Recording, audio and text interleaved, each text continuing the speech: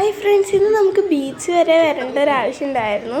കാരണം എന്താണെന്ന് വെച്ച് കഴിഞ്ഞാൽ ഹോസ്പിറ്റലിൻ്റെ ഭാഗമായി ബീച്ചിൽ വെച്ചിട്ടുണ്ടായിരുന്നു. അപ്പോൾ അതിന് എനിക്കൊരു ക്ഷണം കിട്ടിയിട്ടുണ്ടായിരുന്നു. അതുകൊണ്ടാണ് കേട്ടോ ഞാൻ പോയത്.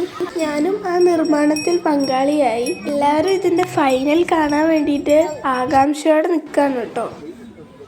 ഇത് വരുമ്പോഴേ നിങ്ങൾക്ക് മനസ്സിലാവുന്നുണ്ടാവും, വളരെ ബ്യൂട്ടിഫുൾ ആയിട്ടാണ് ഈ ഒരു ശില്പം ബാബുരാജ് സാർ ചെയ്യുന്നത്. സൂര്യൻ അസ്തമിക്കാറായിട്ടുണ്ട്. നല്ല ഭംഗിയുണ്ടായിരുന്നു കേട്ടോ ഇവിടെ നിന്ന് ഈ കാഴ്ച കാണാനായിട്ട്.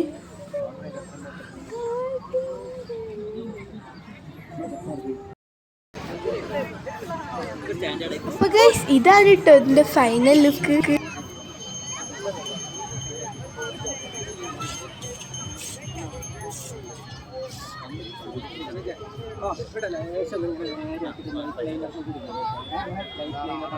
അപ്പോൾ സൂര്യൻ അസ്തമിച്ചുകൊണ്ടിരിക്കുകയാണ് കേട്ടോ. അപ്പോൾ അതിനടുത്ത് തന്നെ മൈജിയിലൊരു പ്രോഗ്രാം നടത്തുന്നുണ്ടായിരുന്നു. അപ്പോൾ അവിടെ ഒരു റോബോ ഒക്കെ വന്നിട്ടുണ്ടായിരുന്നു കേട്ടോ.